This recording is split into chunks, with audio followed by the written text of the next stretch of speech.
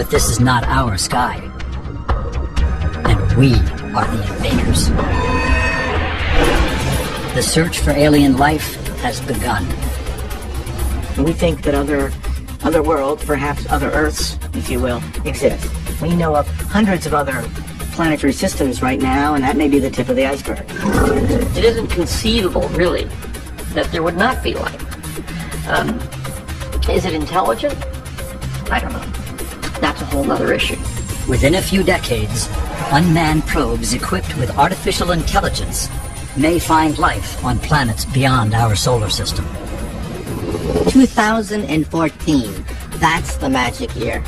That's the magic year where the terrestrial planet finder goes up into orbit, and its explicit mission is to find evidence of up to perhaps 500 Earth-like planets orbiting other star systems.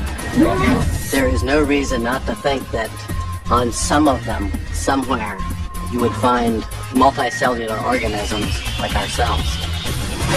The life we have on Earth must have spontaneously generated itself. It must therefore be possible for life to be generated spontaneously elsewhere in the universe. We now take a simulated journey, scientifically verified by leading experts, to a planet called Darwin 4.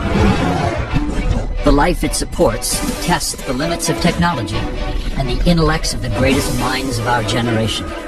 Because here on Darwin, life is truly full of surprises.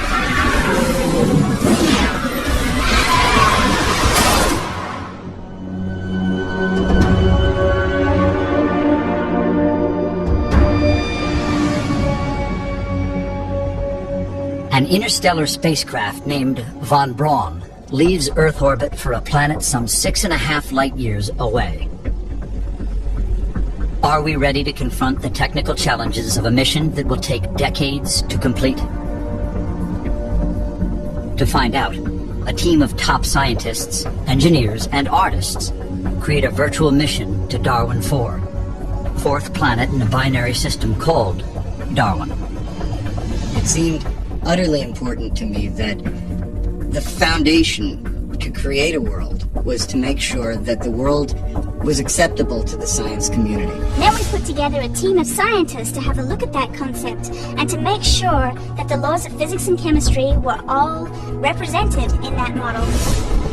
Today, we search for planets like Earth through telescopes. The Darwin 4 mission simulates the next giant step, the unmanned quest to find life beyond our solar system.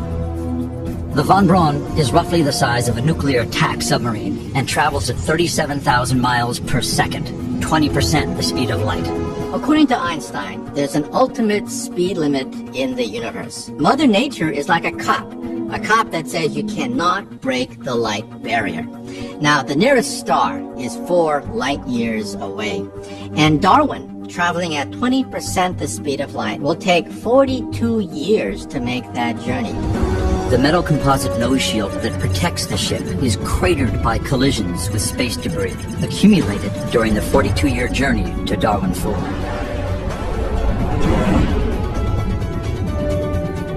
The planet orbits the larger sun of a binary solar system in a zone just close enough to its own star for comfort. A sweet spot astronomers call the Goldilocks zone. Not too close and not too far away, but just at the right distance that the planet can support liquid water on its surface.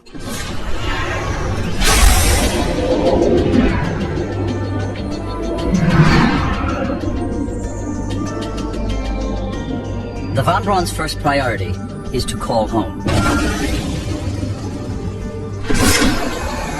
The digital message will be sent through a laser beam, but the limits of time and space impose a roaming charge for long distance.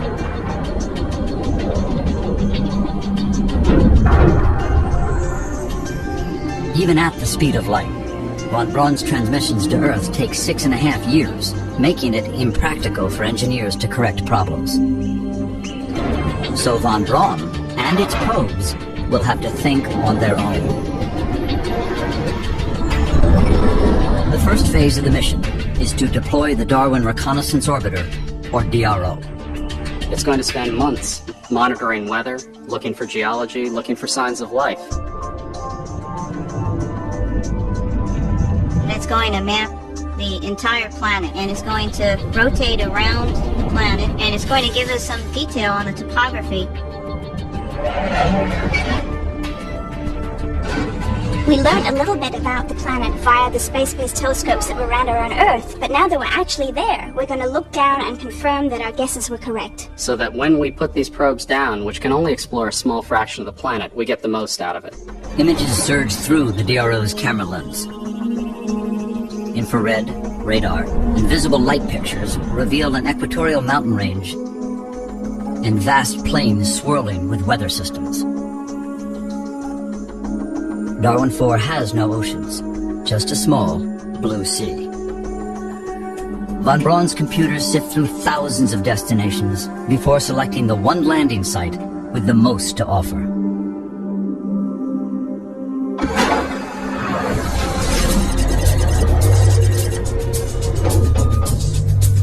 The Von Braun launches a probe about the size of a dump truck named Balboa, after the famous explorer.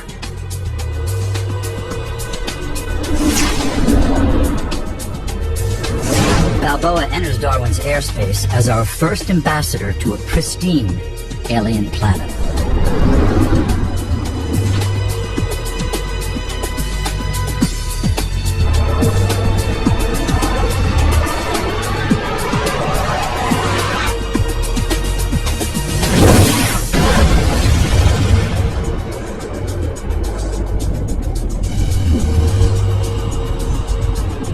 The first contact between Earth and Darwin literally falls to pieces.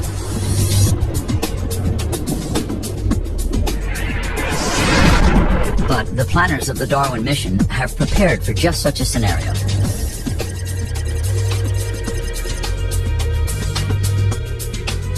The Von Braun vehicle carries 2 additional probes.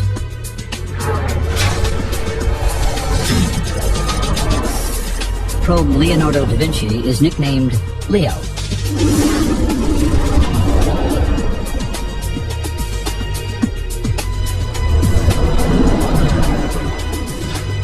Leo is followed by a twin probe, the Isaac Newton, aka Ike.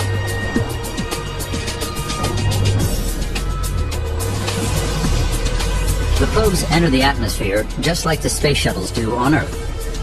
The final approach is a lazy S pattern to burn off excess speed before landing.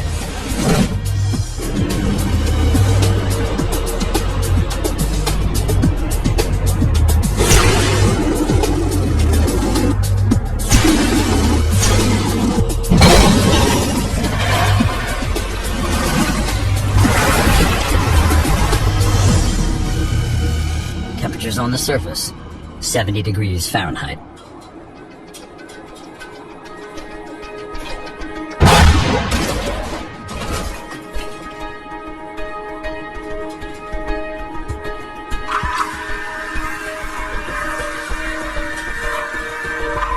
Leo is first to land and emerge from his vehicle. Leo's bird-like head is crammed with sensors. Driven by protocols embedded in his software, Leo confirms that Ike's landing is on track and sends a status report to the Von Braun.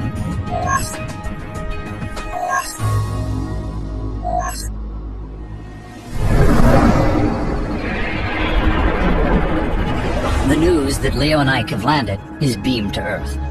Perhaps it's fitting that scientists who were babies when the Von Braun left Earth now announce the birth of interstellar space travel.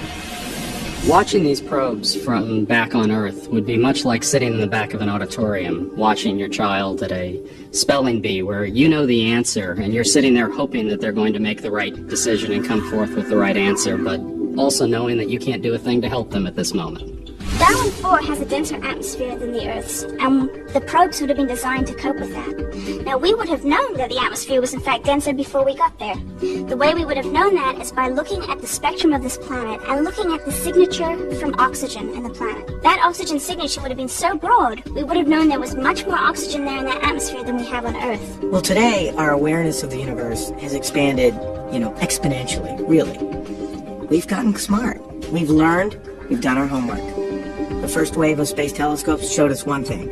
Earth-based telescopes showed us another. Physics, computers, mathematics has come together in a beautiful confluence that has allowed us to recognize what before was unmeasurable. Next, the probe called Da Vinci explores a puddle and discovers a micro-universe. But life forms on Darwin come in many sizes, and some of them are lethal. On Darwin 4, probes Da Vinci and Newton are backed up by a menagerie of mini-probes.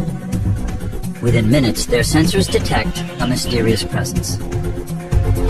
Recently, some astronomers have said, bah, humbug. The conditions for life are extremely rare. For example, you need a large moon to stabilize the orbit of the Earth, or else the Earth tumbles in its orbit. You need a large Jupiter to clean out the comets and meteors of the solar system. You have to have so many Goldilocks zones. The Earth has to be just right for this, just right for that perhaps we are alone. Well, I don't think so. Because if you look at the number of stars in the heavens, perhaps 10 billion trillion stars that are within the range of our telescopes, and you realize that perhaps half of them have solar systems around them. And if you play the odds, you come up with the realization that perhaps there are billions of planets in our universe that have conditions that are compatible with life as we know it.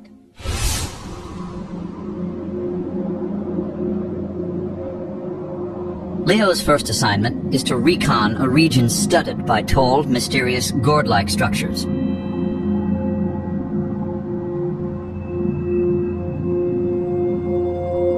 Before he can take them on, he's got to get himself together.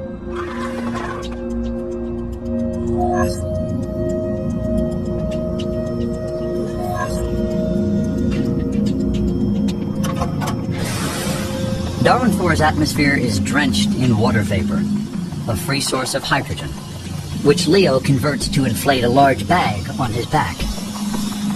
It's covered with photosynthetic solar panels. The array turns a green hue as an algae-like material within the cells generates energy from Darwin 4's two suns.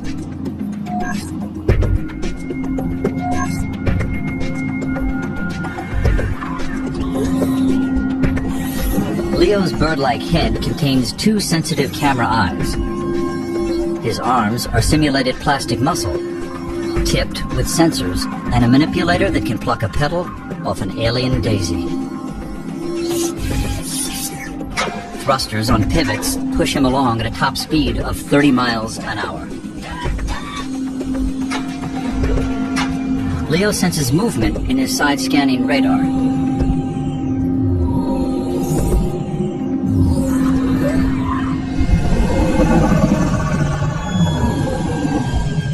But he can't investigate the source of the movement.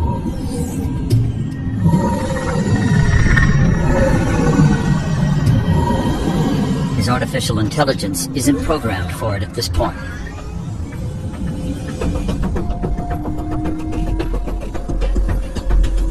Leo's first priority is finding his yellow-tailed brother. While physically identical, Ike and Leo were created with complementary personalities. Ike is safety conscious. Leo is inquisitive and programmed to take risks.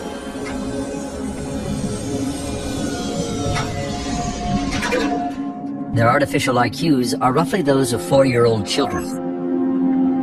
Their missions can be redirected by the von Braun supercomputers at any time.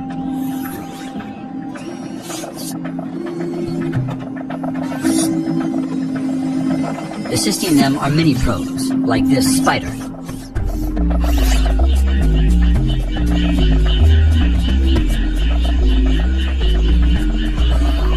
It's designed to explore places too tight or dangerous for Leo and Ike. The data they collect is transmitted to the von Braun for analysis. Camera discs serve as high-speed scouts.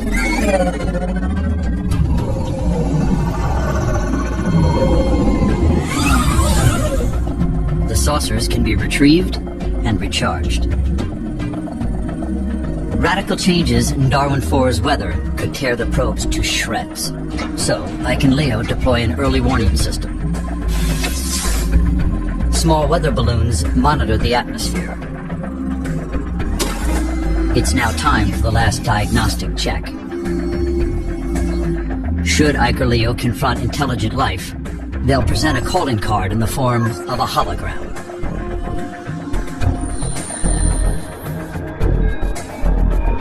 Number comprehension, images of our galaxy, solar system, the Earth, and the human species are offered as an interstellar handshake. Leo has sensed something again.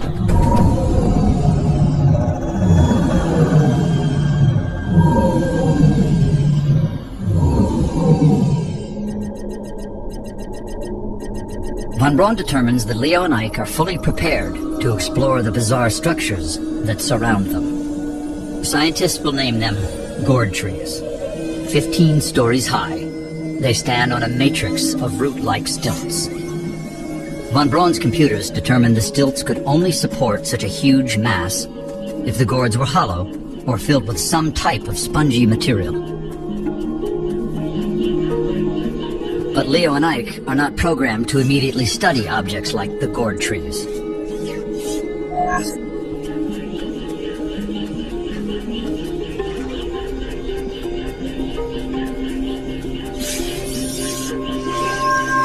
Some astrobiologists predict the only alien life forms we may stumble upon are microorganisms, and the probes are designed to study them. Leo is programmed to search for them in the first puddle of water he finds.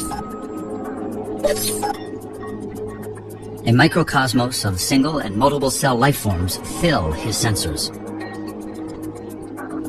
But Leo is about to discover that life on Darwin 4 comes in many sizes and many faces.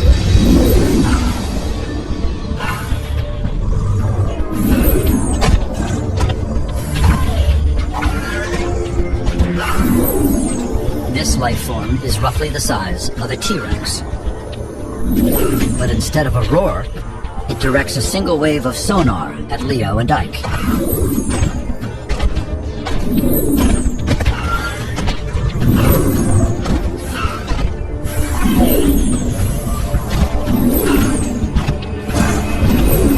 Darwin 4 has dealt the mission a wild card.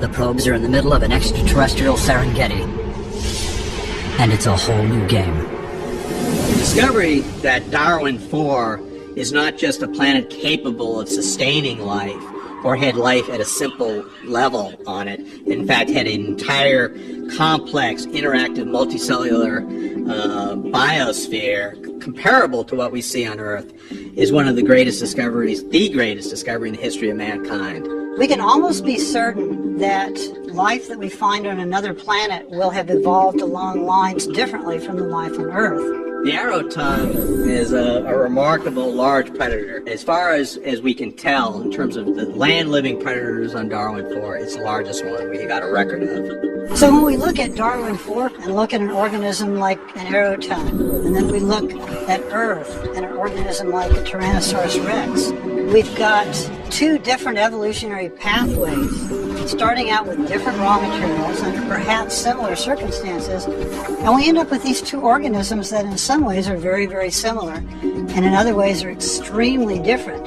We really need to examine the entire food chain on this planet, from the very smallest animals up to the largest, to get a sense of what does Earth and Darwin 4 have in common. When we left Earth, we would not know anything really about Darwin 4. We would know some very broad things, but we wouldn't know if the surface was covered with water.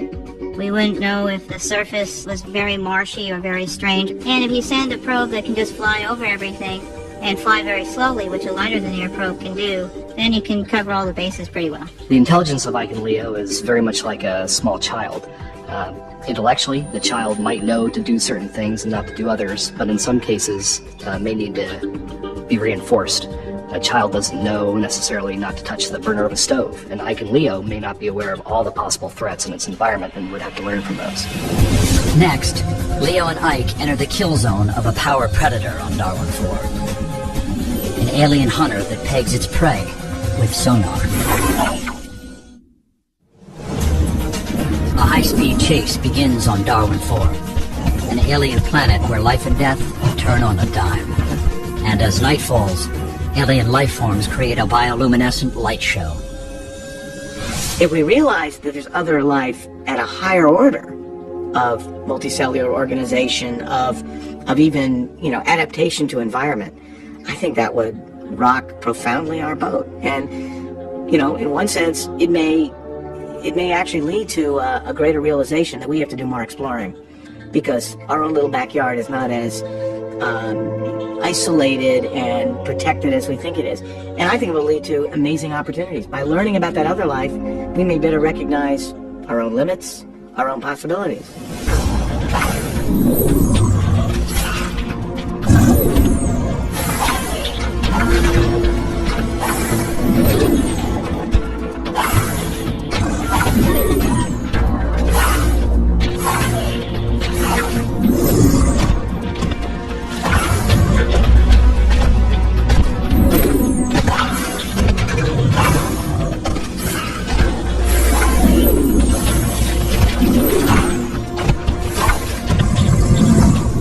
Its eyesight may be less evolved than large life on Earth.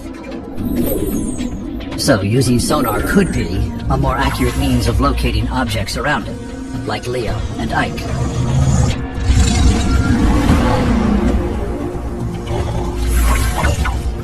Splotches of bioluminescence cover the creature's back. Astrobiologists could call this creature the arrow tongue.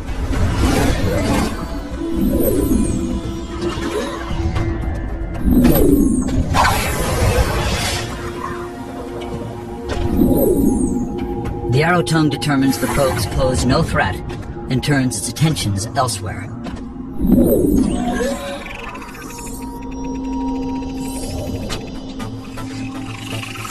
The gyrosprinter is a two-legged vegetarian about twice the size of an African antelope. Arrow tongue reveals itself as an ambush predator, capable of great bursts of speed. As predator and prey hit speeds of 40 miles per hour, the probes are left in the dust.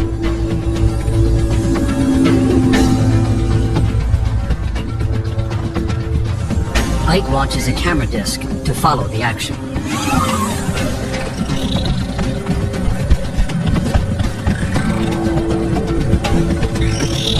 The arrow tongue commands the road like a semi-truck, and the gyrosprinter corners on a dime.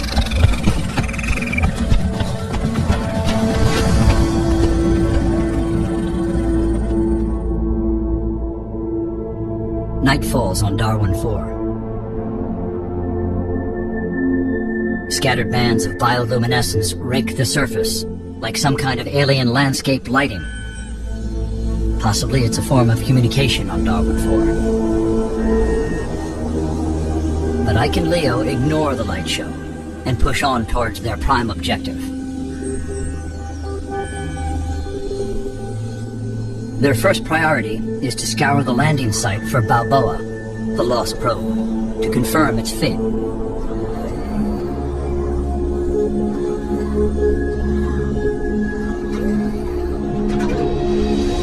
The Darwin mission now depends on just 2 intrepid probes with the intelligence of preschoolers.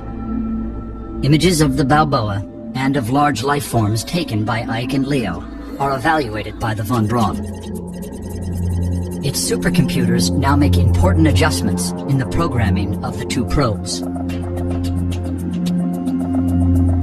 The probes are directed to split up. Leo will hunt for Darwin's larger creatures, while Ike explores ecosystems and life forms that resemble plants. As Leo's quest begins, he flies over a geothermal vent. Here, he'll top off his gas bag with some hydrogen from the mist.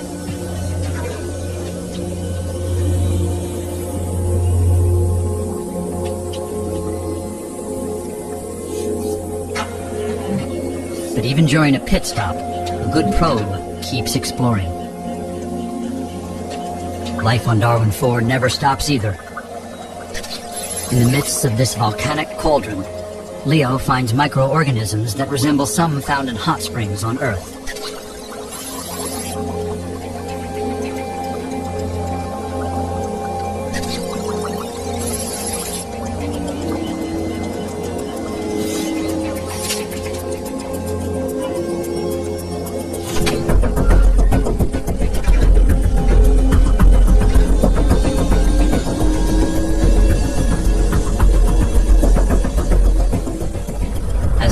looks for big game, his twin probe, Ike, explores a small, isolated forest.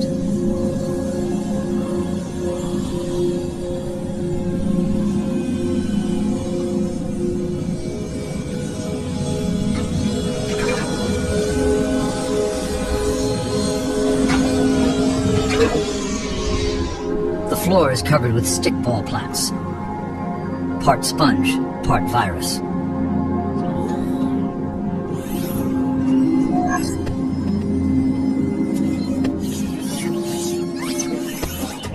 Giant molds called Darwin tomatoes rise from the dense soil.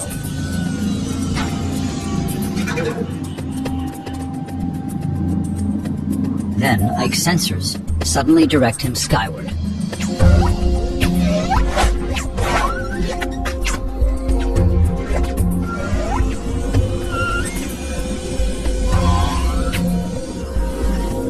Called trunk suckers, they cling to these plaquebark trees, sucking nourishment from the nutrient-rich layers just beneath the tough outer shingles.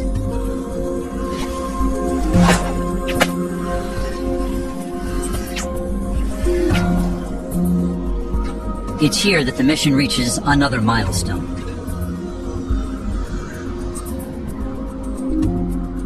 After seeing life everywhere, Ike gets his first glimpse of death on Darwin 4. But death from what?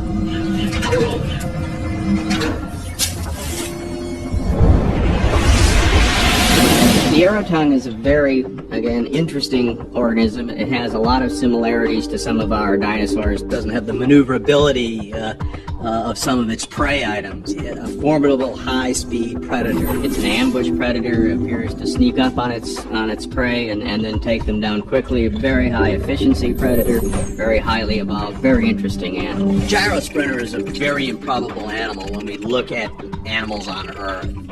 This is an animal that needed to get away from predators, was running in a loping manner, beat things out 100 million years earlier. Its predator got faster, it got faster, until it developed this amazing sense of balance, the large feet for gripping and handling on the turf. Looking at the shoulder girdle and the hip girdle, it appears that this animal may have evolved from a four-legged animal. It appears we have a fusion here of the forelimbs, a fusion of the hind limbs. Truly extraordinary, something we would never predict from life on Earth. One of the things about the plants on Darwin 4 is that superficially they seem kind of bizarre. And yet when we look at plants on Earth, we find that there's a lot of really bizarre plants on Earth too. It's just that they're not common. One of the things that we might ask about a plaquebark tree is, first of all, is it transporting nutrients and water? And we're guessing that it is, but we might also ask, where does it transport them? And we didn't tell the probes to go checking. But we can learn about this from looking at the behaviors of the trunk suckers. They're very similar to some sorts of birds, woodpeckers that we have here on Earth. They fly, they land on the trunk of the tree, they prop themselves up with their tail, and they're taking fluid from the tree. This tells us some things about the trunk suckers, where they're getting their energy, but also is informative about the plants and what they're doing. So trunk suckers are informative about both plants and animals. Next, a herd of phantoms stampede across Darwin 4. And Leo attempts contact with a grouchy alien. On an alien planet, Ike has discovered forest creatures dead from unknown causes. Meanwhile, a sonic ping ends a conversation, and Leo goes offline on Darwin 4. If you look at the diversity of what species look like on this planet, nature has come up with better things than our best science fiction artists and people try to conceive what a foreign species would look like. Some of these things that come out of the deep ocean just are absolutely amazing creatures. Just the diversity from the same starting materials of DNA and genes, by mixing and matching these, almost any physical appearance as possible.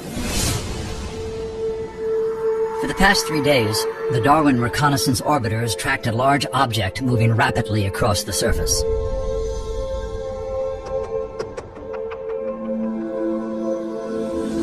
Leo has been ordered to investigate what mission scientists call an object of interest.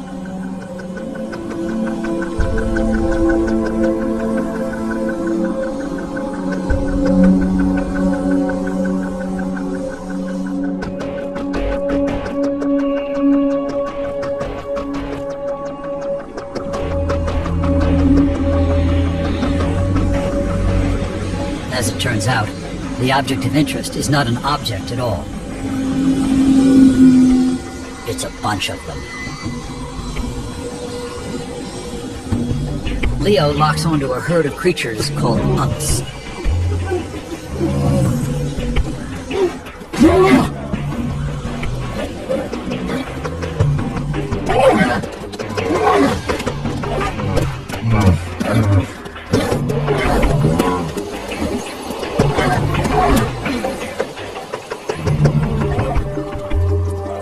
The closer Leo gets to the herd, the more his attention turns from motion to sound.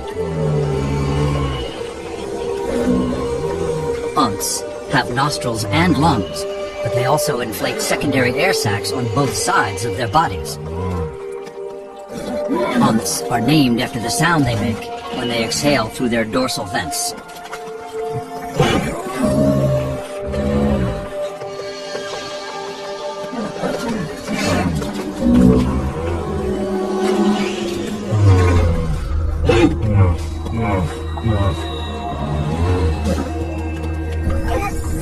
Like buffaloes on Earth, the unks are competitive, possibly fighting for domination of the herd.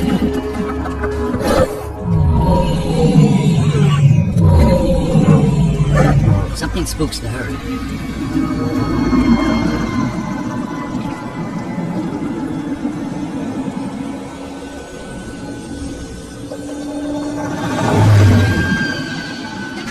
Leo senses movement nearby but can't get a fix.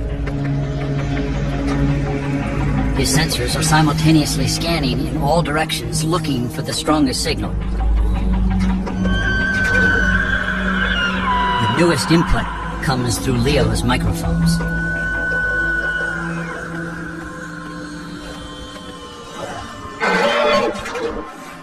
A pair of bladder horns compete. Bioluminescent antlers are displayed to scare off opponents.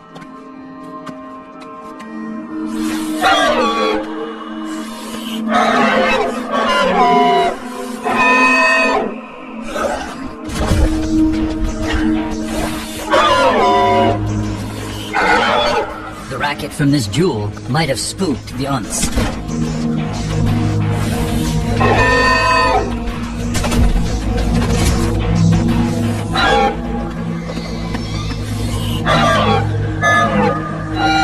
Leo interprets the back and forth bellowing as a form of communication.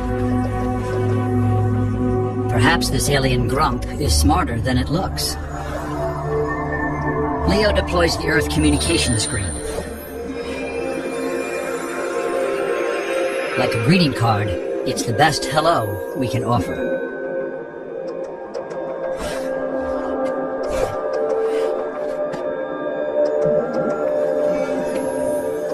But if the bladder horn is saying anything, it's probably telling Leo to get lost.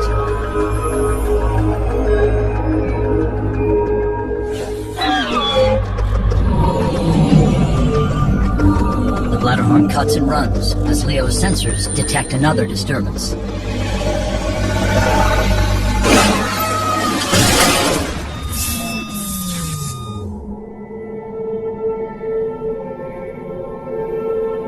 For the next 24 hours, the Von Braun makes several attempts to communicate with Leo, but gets no reply. A grim dispatch rides a laser beam to Earth. Probe Da Vinci has gone offline. Cause unknown. Ike and Leo's programming would be different, so that they would respond differently. You have a chance of one of them responding in a situation that may not be the best response to that situation, may put the probe in danger. By having the two probes carry separate software, you have a chance to have one survive where another one might fail. The unks are interesting in that they occur in herds or groups.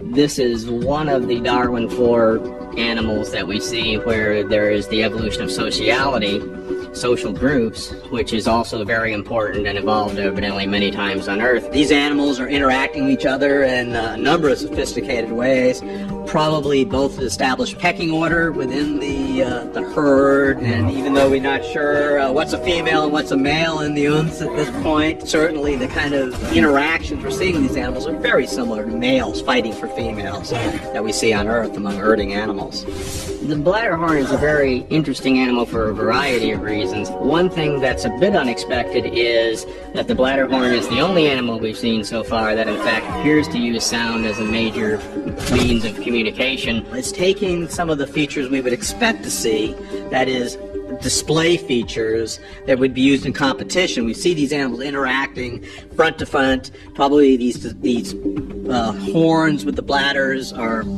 fundamental in the way they interact with each other. Next, Ike confronts a forest vampire, and a living earthquake rocks the surface of Darwin 4. On an alien planet, a forest encounter is a near disaster for Ike. When we do make contact with an intelligent life form, they may be descended from predators. Take a look at our animal kingdom. We have foxes, lions, and tigers with stereo eyes to the front. And then we have rabbits and deers with eyes to the side. That's because the predators have to zero in on the prey. They have cunning. They have stealth. They know how to ambush. Well, if you're a rabbit, all you have to do is know how to run. So which is more intelligent, the fox or the rabbit? Well, obviously, the fox is more intelligent than the rabbit. So chances are, when we meet intelligent life forms in outer space, they're going to be descended from predators. Unless he resumes transmitting again, Leo is virtually an invisible dot on a vast alien landscape. Leo's twin probe, Ike, soldiers on. He finds another pocket forest, the living remains of woodlands that thrived until Darwin's oceans evaporated and the climate changed.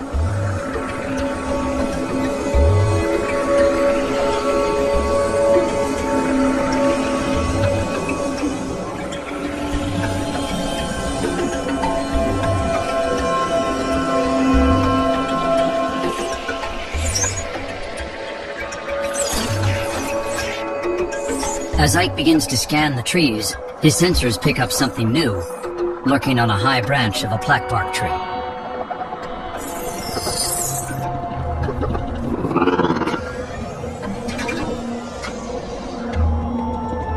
Scientists will call it the dagger wrist for good reason.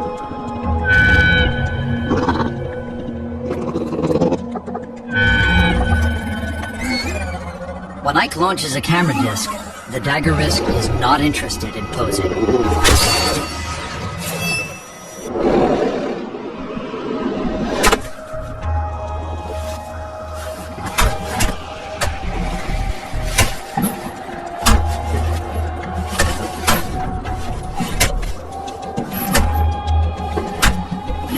The dagger wrist's forelimbs sink so deep, the nutrient-rich sap bleeds to the surface.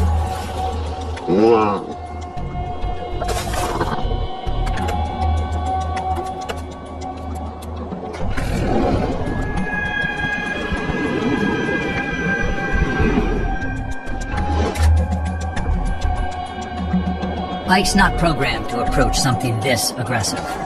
That was Leo's job.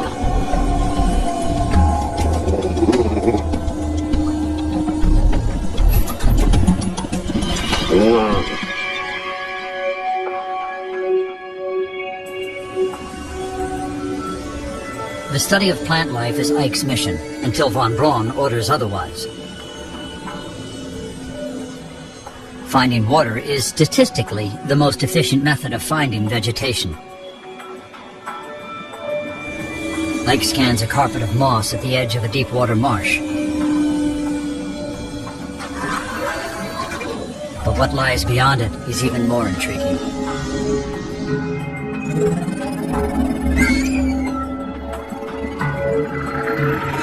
Ike surveys 3 odd mounds covered with saplings. But appearances are deceiving on Darwin 4.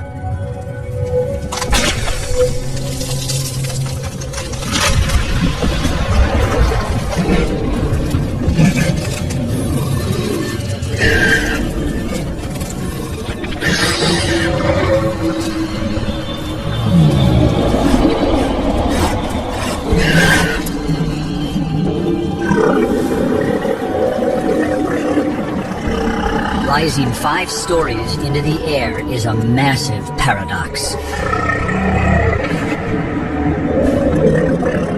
The Groveback. Grovebacks bury themselves alive for long periods of time. They're not hibernating. They're feeding.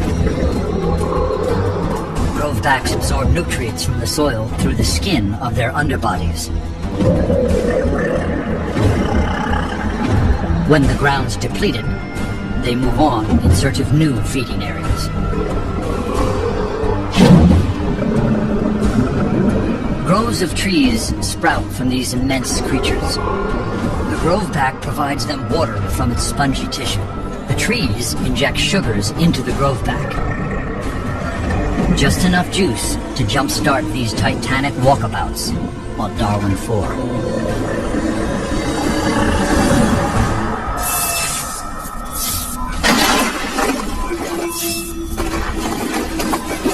A burst of data kicks von Braun's computers into hyperdrive.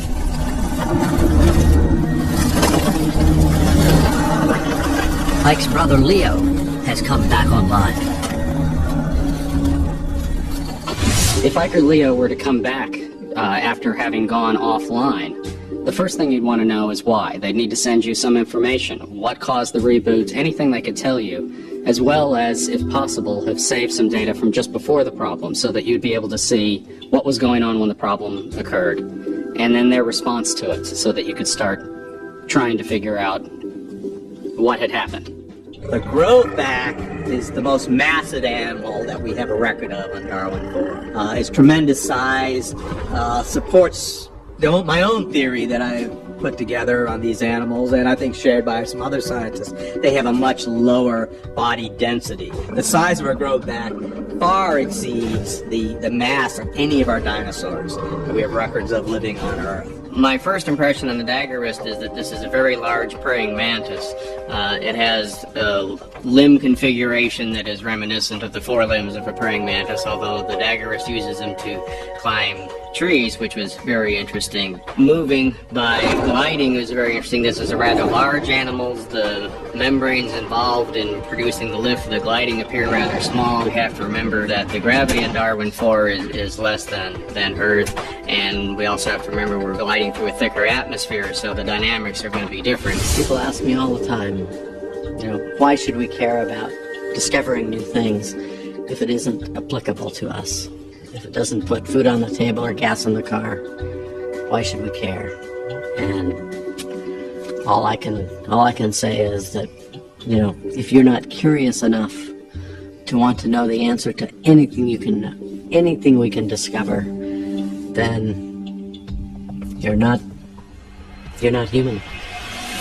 Next, Ike solves a gruesome mystery in the forest, and the wide wings of aerial hunters cast their shadows across Darwin 4. The von Braun has picked up a signal from the lost probe, Leo. Ike is sent on a mission to find his twin, but his search has barely begun when Ike encounters a pair of Darwin 4's greatest predators on this alien planet. I think statistics would say life is a cosmic imperative. I personally believe, from all the observations that NASA has offered humanity for the last 50 years, suggests that the environments could be there. We now recognize potential habitats on Mars today that you could insert Earth life into and have it potentially be sustained. This is amazing. 25 years ago, we might not have said that. And then the question is, why don't we see it all around us? And I think that begs the bigger question, do we really know what we see all around us? We are just taking those baby steps into that cosmic ocean with a few elegant robots and a few human voyages. We've barely left the cradle.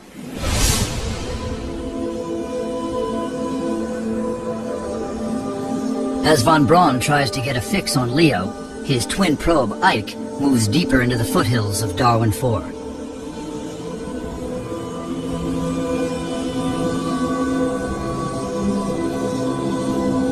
Like groves of pine on Earth, the pocket forests of Darwin 4 are covered with colonies of passive organisms that feed on the moist, spongy floor. As Ike continues to explore, the Darwin Reconnaissance Orbiter detects a sudden atmospheric disturbance.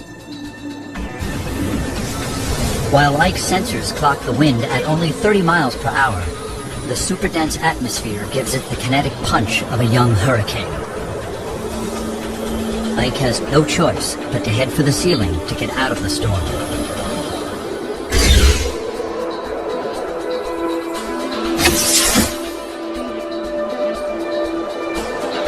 Ike fires a salvo of weather balloons to sample the currents of the unexplored upper atmosphere. Unlike the Earth, where storms are fed by great oceans, Darwin 4's airspace is a shifting maze of thermals rising from hotspots created by the two suns. The power of passing storms present a new and potentially lethal threat to the mission.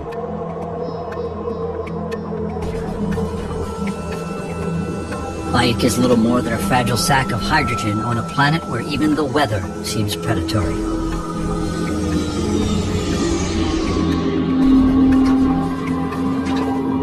But for now, it's back to the business of discovery.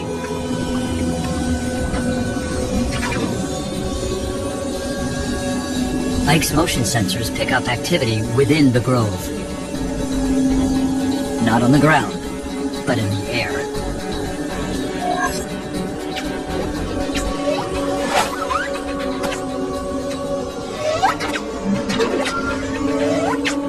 The link between a deadly hunter, its prey, and the blackbark tree suddenly unfolds. The dark king of the pocket forest fills in the missing pieces of a predatory puzzle.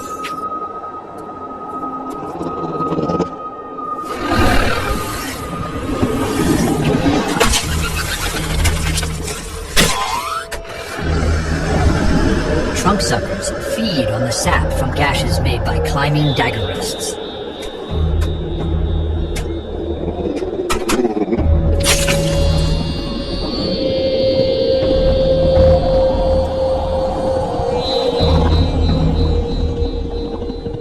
Ike's data confirms that dagger rests extract the pre-digested material from the corpses of their prey.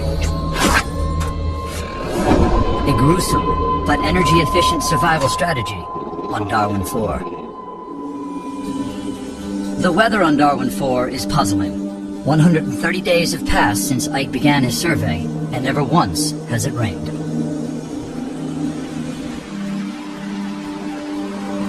As far as Ike's sensors can determine, Darwin's surface waters flow from underground aquifers and springs. That might explain why forests can only exist in small pockets.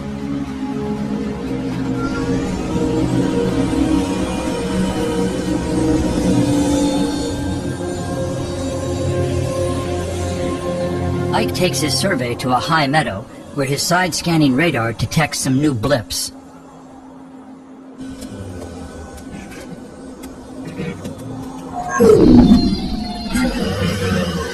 The sonar ping throws a herd of literalopes into a paddock.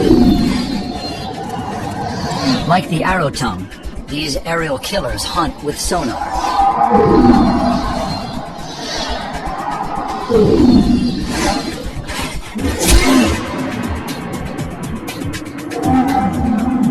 No creature on Darwin 4 is safe from the lance of the flying skewer.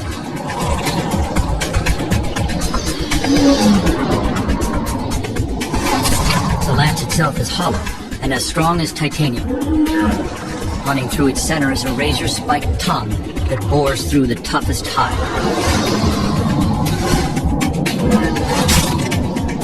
Helpless prey are killed and drained of fluids.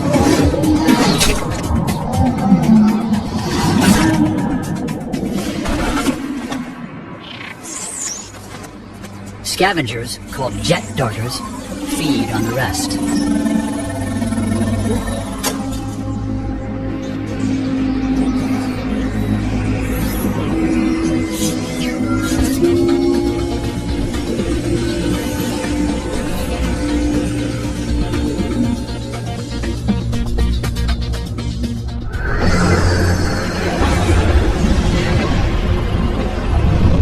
Skewers are remarkable a large animal for flight, and the fact that they're not using their wings or aerofoils in order to fly. They seem to be jet propulsed. Using the skewer to impact a prey item and then lift it is highly unexpected. The forces involved there are tremendous. In a flying animal, if you suddenly attach all that weight on the front, that shifts the center of balance of the animal, which is very critical for flying, which is almost certainly why they almost go straight up after they impale a prey item, because the center of gravity with the center of weight for the animal is shifted so far forward.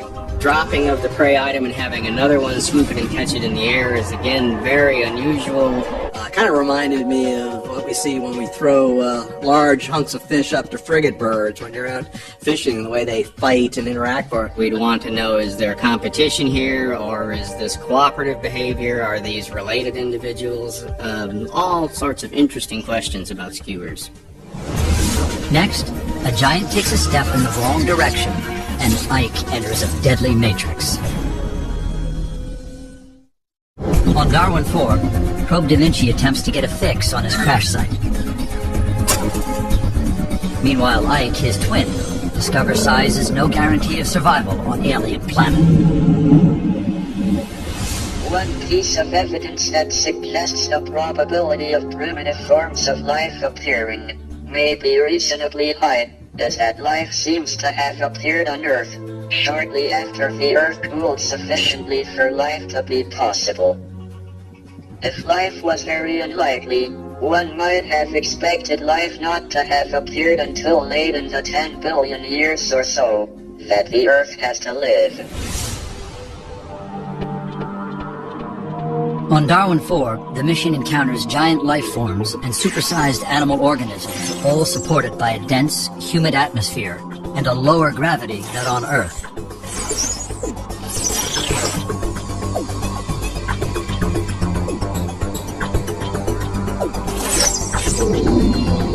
Ruling the skies are falcon-like predators called skewers.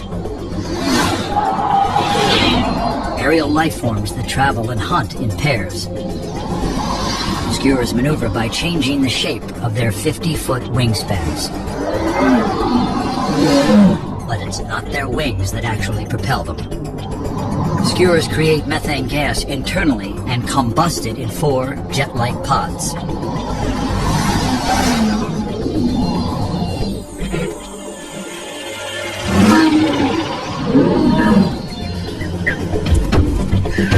Literalopes defend themselves by scattering in all directions. Skewers are forced to choose only one target.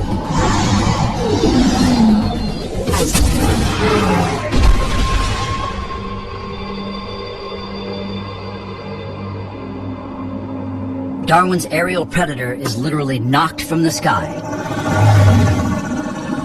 But by what?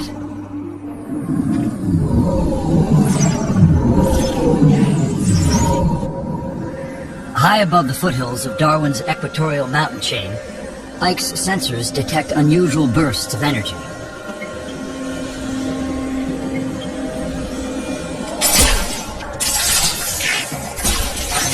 A swarm of scavengers called jet darters stray into a kill zone.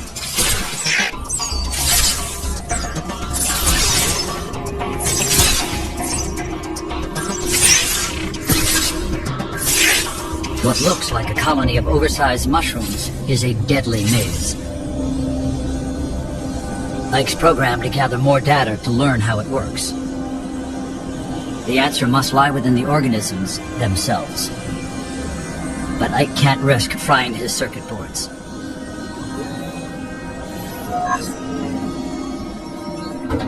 A mini-probe is the only expendable option. The crawler will look for the power source from below.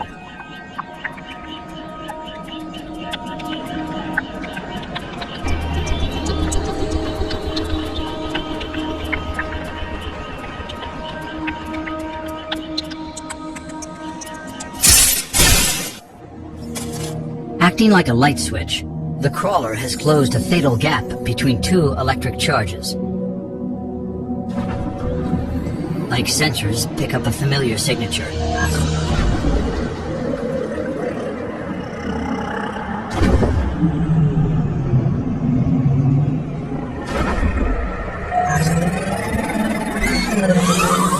Just walking on Darwin 4 is a hazardous undertaking.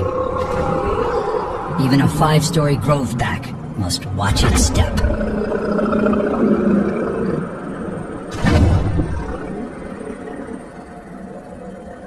A colony of beach quills launch an assault on a careless Groveback.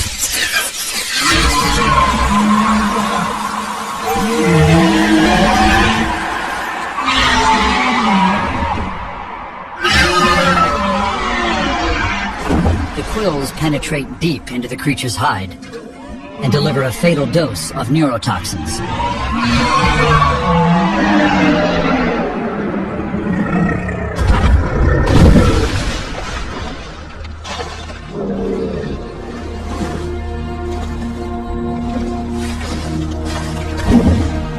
The beach quills consume the Groveback alive.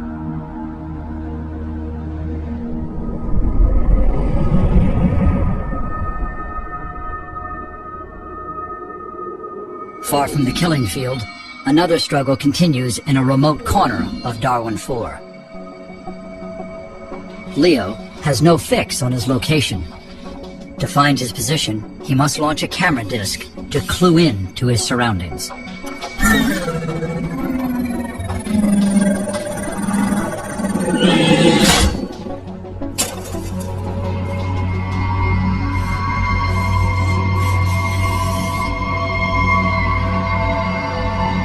Leo's last transmission allows von Braun's supercomputers to plot his location. Ike is roughly 200 miles away from Leo as he continues his survey of the foothills. Badlands encrusted with ancient lava fields are covered with lichens and low vegetation. Ike's sensors now lock on to higher life forms.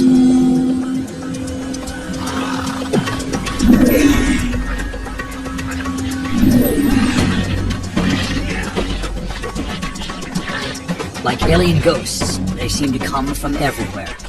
But these nimble creatures all follow the same scent. On Earth, we have wolves. On Darwin 4, they're called prongheads. One could look at the electrified plants. Here's this thing that looks like a plant, and yet it's zapping things out of the sky, and you sort of wonder, what is it doing with the things that it zaps? Is it simply frightening them off? Is it killing them and eventually eating them, and we're not seeing that? And so it gets back to the question of, is this a plant or is this an animal? But the plant and animal distinction is one that's very peculiar to the way that humans look at life, because we live on the surface of Earth, and as it turns out, at this stage in the Earth's history, there's only two big lineages of living organisms in the land. The plants, they're green, they're photosynthetic. The animals, they run around, they eat things.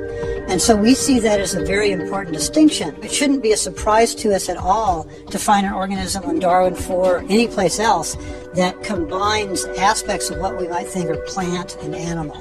Now, if we look at Darwin 4, we're going to look for evidence of both how these animals developed locomotive pathways, how they developed efficiency at locomotion, predator-prey interactions. If we look at the attack of the beach quills on the Groveback, we come to the conclusion very quickly that this animal must have been subjected to a very toxic poison, perhaps similar to that produced by cone shells on Earth today, which is one of the most potent toxins we know of, where a cone shell can very quickly kill a large fish and then consume it.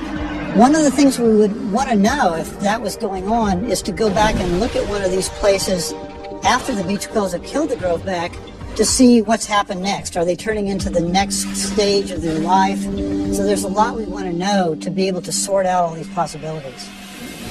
Next, in his search for Leo, Ike must now cross a blue sea with a dark secret. Ike finds the weather on Darwin 4 is as dangerous as the planet's predatory life forms. Life forms, when we go to another planet and looking for life forms, I think the first thing we need to do is have a definition of what a life form is. We certainly have a definition, or we have a number of definitions of what people would like to think life forms are based on Earth, based on what we have here on Earth.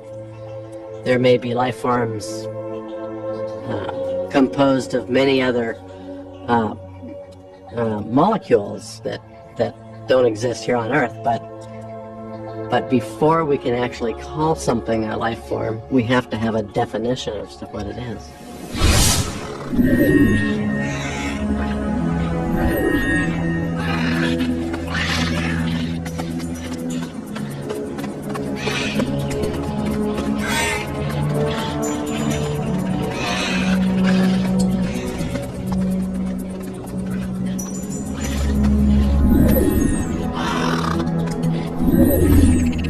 Gyrosprinters are fast and evasive creatures.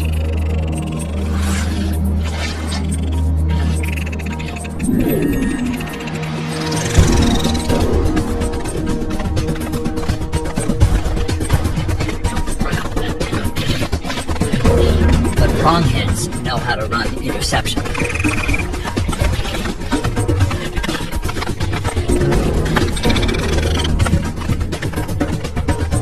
Like pack predators on Earth, not every hunt ends in success. But the discovery of cooperative hunting is a major breakthrough. The inhabitants of Darwin 4 are more evolved than anticipated. Artificial intelligence computers on the Von Braun have decided to do something about Leo. As a result, the protocols that control Ike's behavior are reprioritized.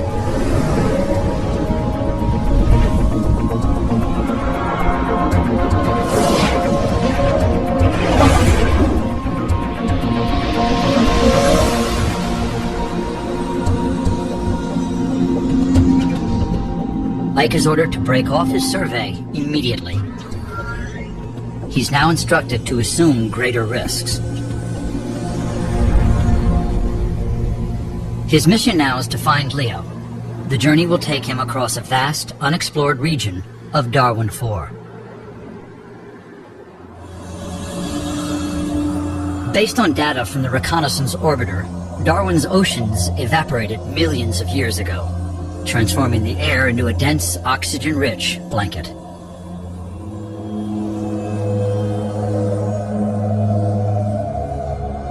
When the oceans vanished, they left behind a badland of twisted spires.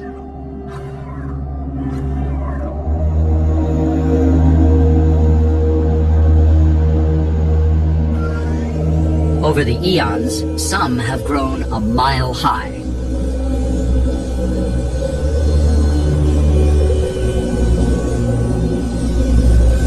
The spires are the accumulated remains of billions of tons of ocean salts and minerals.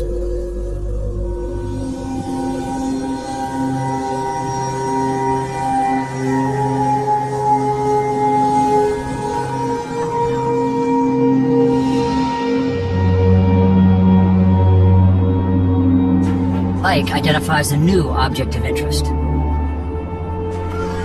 like nothing yet seen on Darwin 4.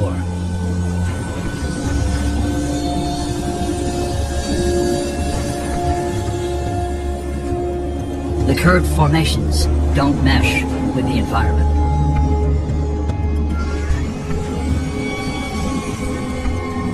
Perhaps they were made by some creature yet to be discovered.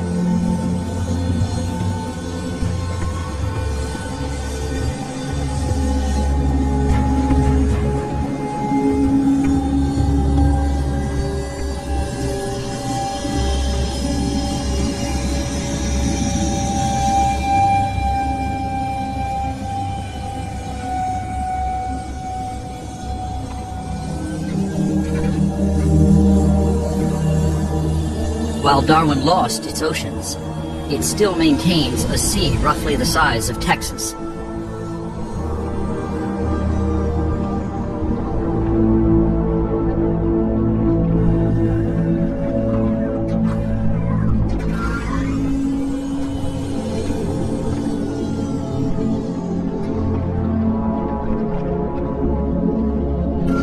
But what looked like water from space doesn't hold up under closer examination.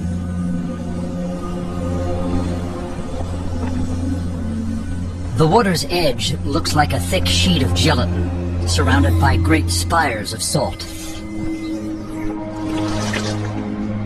Ike can't penetrate the surface. It's like a waterbed teeming with life.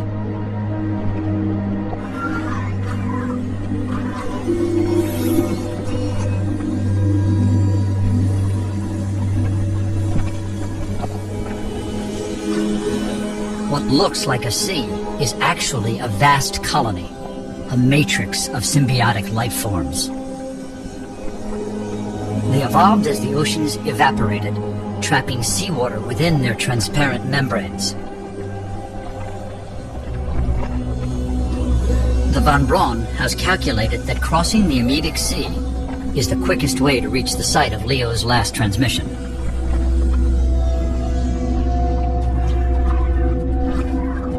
But halfway there, Ike spots a radical change in the surface texture.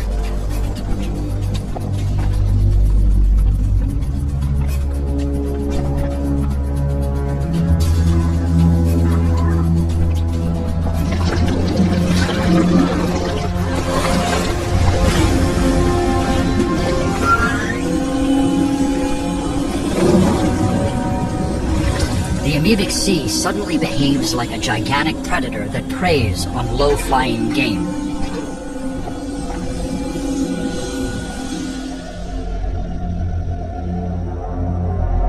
The Darwin Reconnaissance Orbiter issues a sudden storm alert.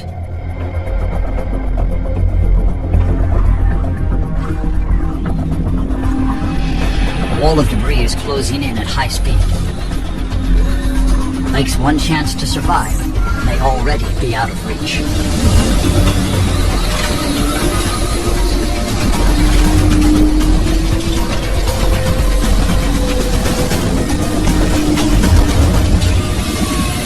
What you see around the Amoebic Sea are salt sand dunes, which are the remnants of the ocean that once covered Darwin 4. As that ocean receded, what happened was extremely ingenious. The life in that ocean developed its own seal to protect the loss of the last piece of the ocean.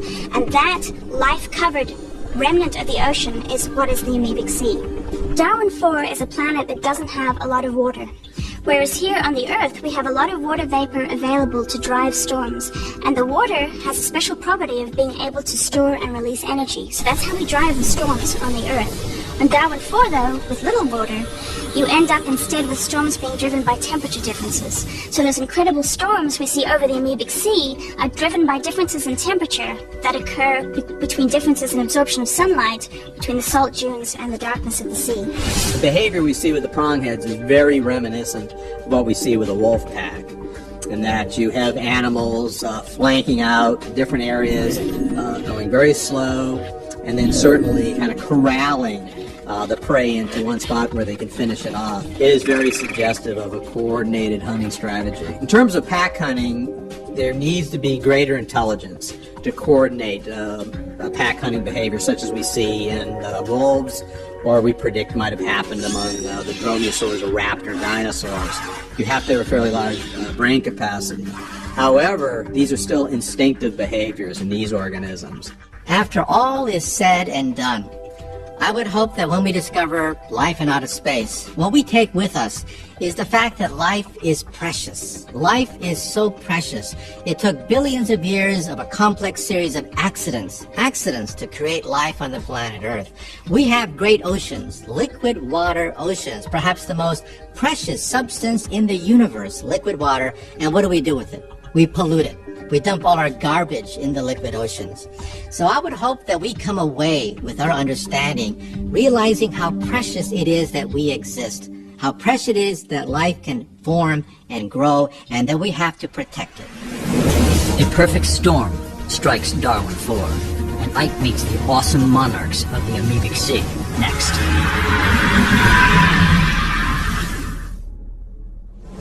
The largest denizens of Darwin 4 guide Ike from danger on the alien planet. Single cell life is the key event in evolution, in my view.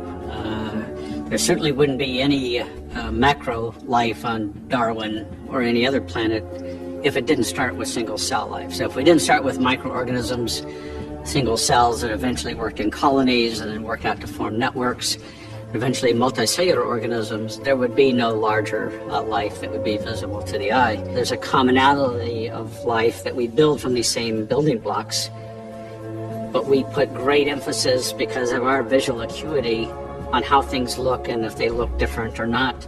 We put much more significance on that than if they have radically different metabolism.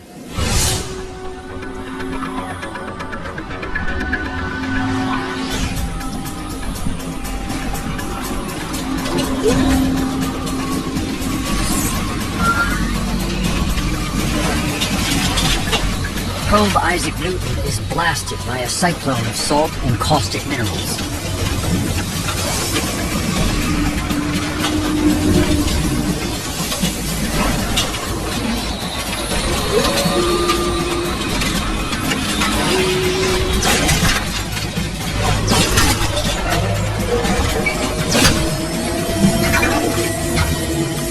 Ike could have run from the storm by rising above it.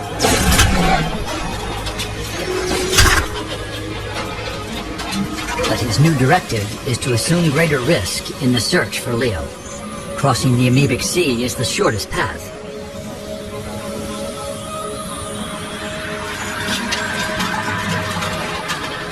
Ike's sensors detect a huge disturbance. But it's not the storm.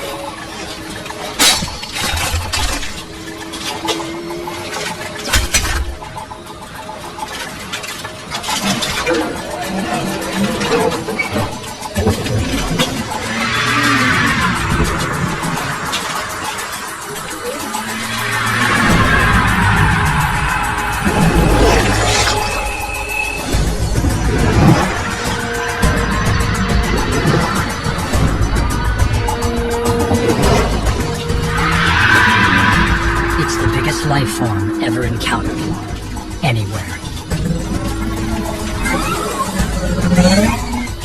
The sea strider is 7 stories tall.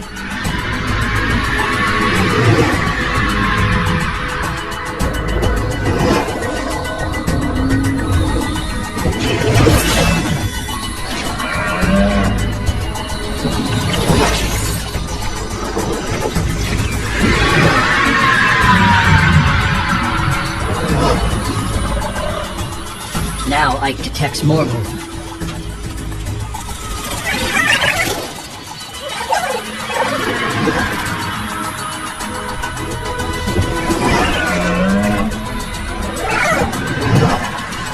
The flyers seem to orbit the Strider, attracted to an energy source just beneath its mouthless head. The Striders are not just walking on the surface. They're taking chunks of it along with them.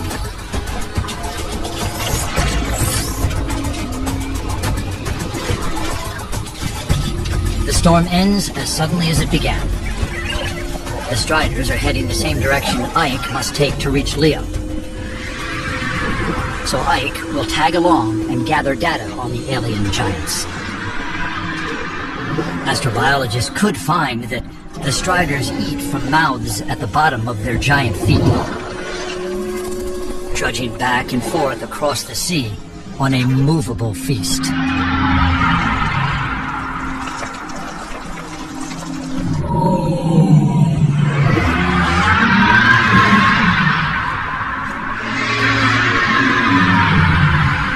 Something's disturbed the Striders, but quickly vanishes from Ike's sensors.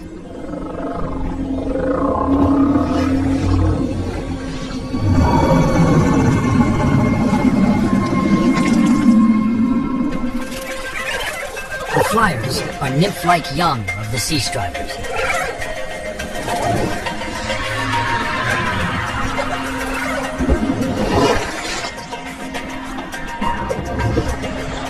They have a relationship to the sea as well.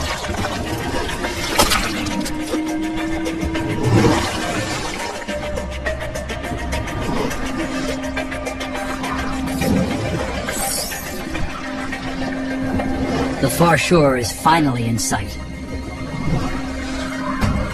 Here, the peaceful giants of Darwin IV make a U-turn.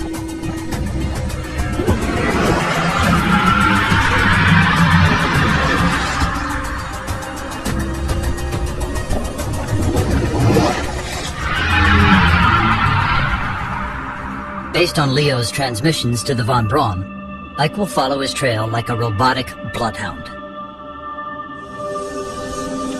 Within hours, Ike nears one of Leo's last reported locations.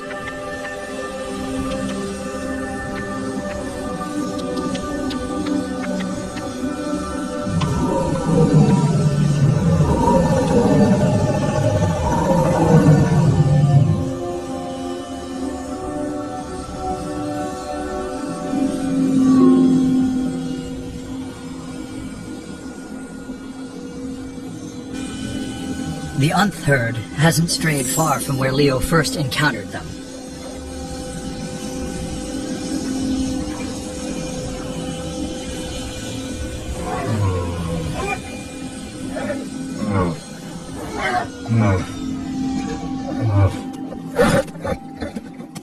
An adult makes ruts in the ground. Perhaps the patterns found by the spires were created by a herd like this one.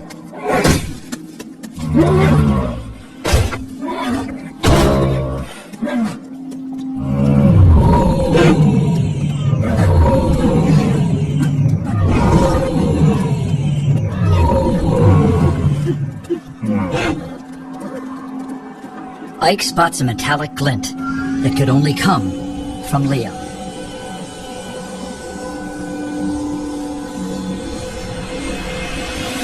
The sea strider's immense size and extreme height suggests that these animals are less dense than the animals we're familiar with on Earth. To carry such an immense weight around on two legs, immense volume, we can't justify that with the same kind of densities that we see in animals on Earth. It's just mechanically impossible. One of the other things that's kind of surprising, we're seeing these in a storm. They're very large organisms. How do they keep from being blown over, especially if they're light enough that they don't sink to the bottom of the sea? So there's a lot of things about the sea strider we'd like to know more about. The science fiction writer Arthur C. Clarke said that there either is or is not intelligent life in outer space. However, either thought is frightening. However, I tend to look at it as exhilarating. I tend to believe that when we make contact with another intelligent life form, we will perhaps have a tremendous bonanza of scientific information, so much cultural exchange that will be involved. As a scientist, I look forward to the day when we make contact with other intelligent life forms in the universe. So rather than being frightened, I think we'd approach the idea with open arms, with open mind, realizing that this could be a turning point in the history of the human race. A clue to Leo's disappearance reveals evidence of an alien intelligence on Darwin 4. Next. On an alien planet, Ike discovers clues to Leo's disappearance, and he's caught in the sights of a skewer. Our first forays beyond the solar system to the nearest nearby planets will be robotic. They ought to be robotic. It makes sense. And we will be the bystanders. Much more so than we are today with our robotic emissaries. But that's okay, because it's my belief that as we do that, we will have trained ourselves for those smart machines to act more like us. Not to be us, they never will, but they'll act more like us in the sense that they'll observe, mine the data, understand the anomalies, the excitement, find the sweet spots, and tell us that at the limits of the speed of physics, the speed of light. And as they go, they'll open the doors in our eyes to how we may go.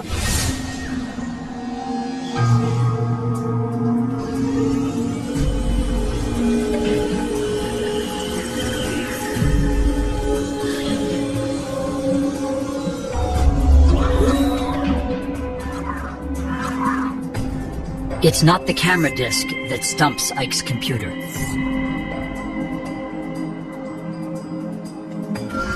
It's what lays around it.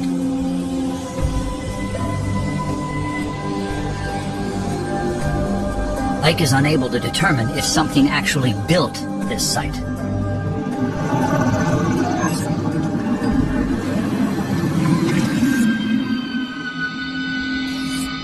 Ike detects motion as he heads for Leo's final transmission point.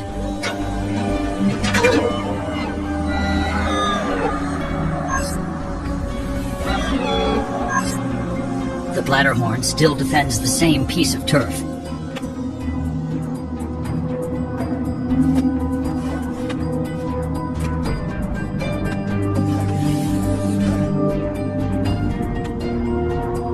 Leo's nowhere in sight.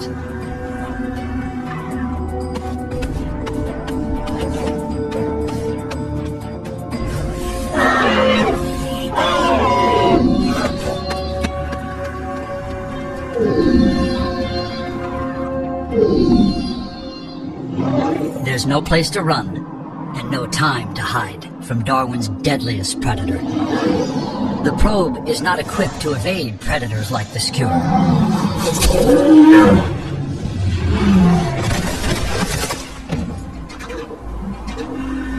But that's not a problem now.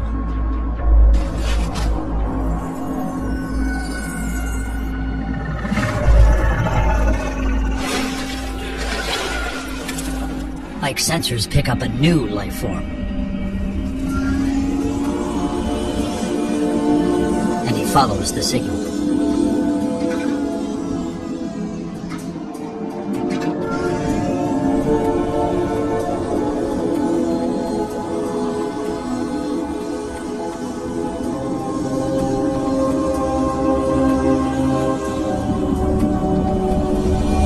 The skewer has disappeared.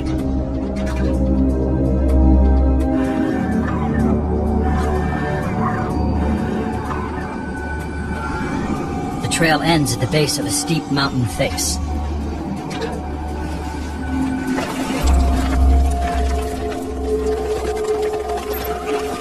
Or does it?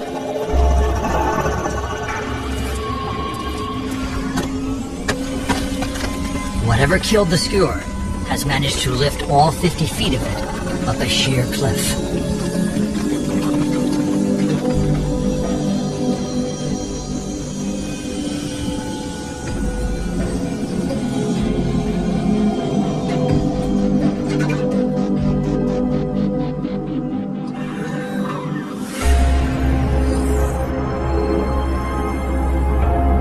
Ike senses no movement, no transmissions coming from his twin probe, Leo.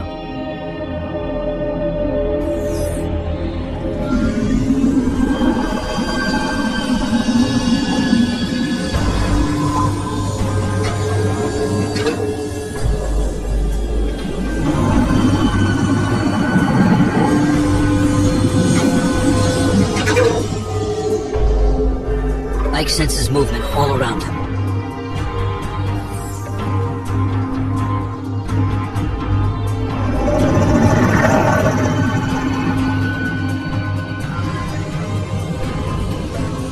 Suddenly, movement is detected from Leo's direction.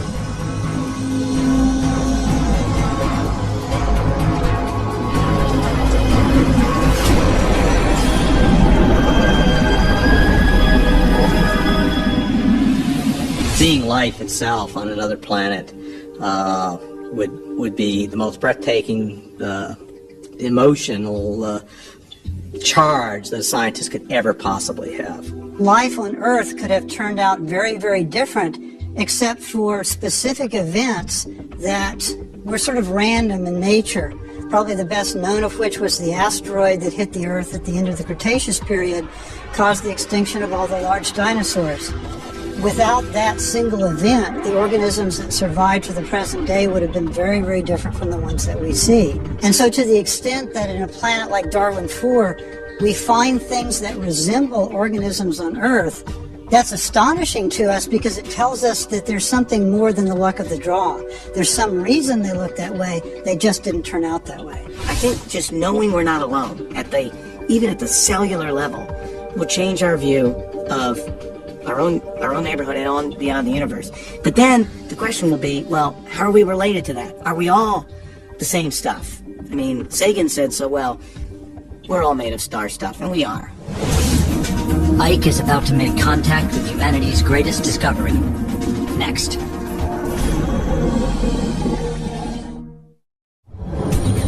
On the alien planet, Ike attempts to communicate with life forms that seem intelligent. The octopus has eyes, very weak eyes. It has tentacles by which it can manipulate the environment, but it has no culture. It cannot transmit information from generation to generation. But if you could breed the octopus for millions of years, perhaps you could breed octopus with the capability of speech, the capability of handing down information, and perhaps even another race of intelligent beings on the planet Earth. So the bottom line is, why should an alien life form look just like us?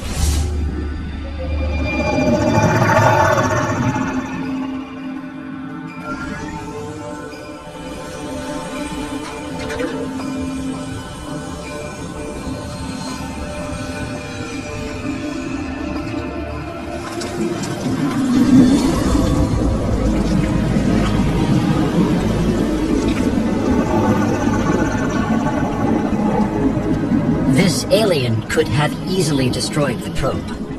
Instead, it waits for Ike to make the next move.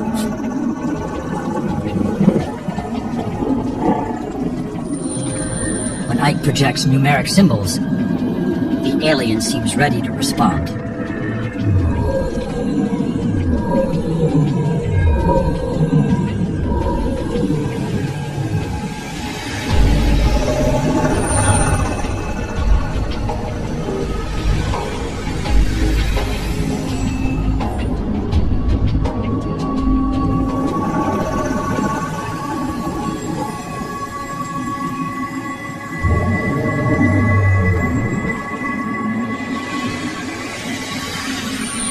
Part 1 is a test to determine if this alien creature can conceptualize and is therefore intelligent. Ike flashes 3 symbols.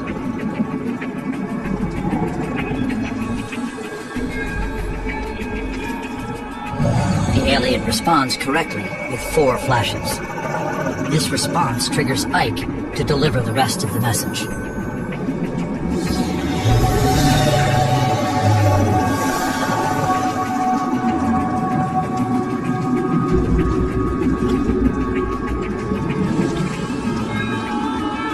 Third creature closes in, Ike launches a camera disc to assess the threat.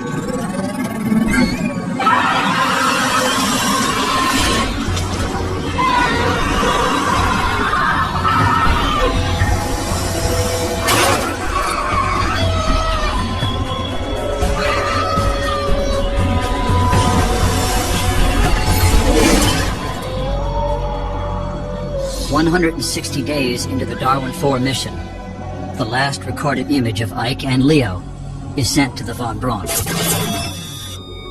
Computers play and replay the data for the next 72 hours. But interpretation of this profound event is beyond the scope of its artificial intelligence software. To evaluate the full significance of our first extraterrestrial contact requires human intelligence. After decades of research, the pieces begin to fall together.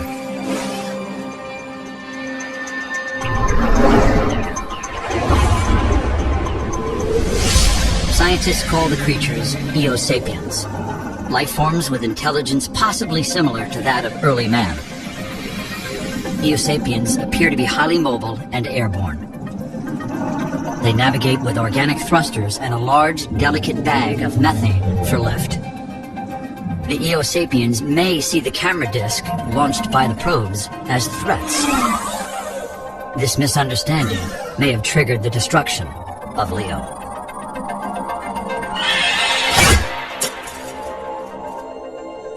As the simulated mission to this alien planet ends, the questions it raises are as immense as the universe. Will we ever find life beyond our planet? What must we do to reach it? And how can we prepare ourselves psychologically to deal with the discovery of alien life forms? Finding life beyond Earth, it really is just going to be a matter of persistence.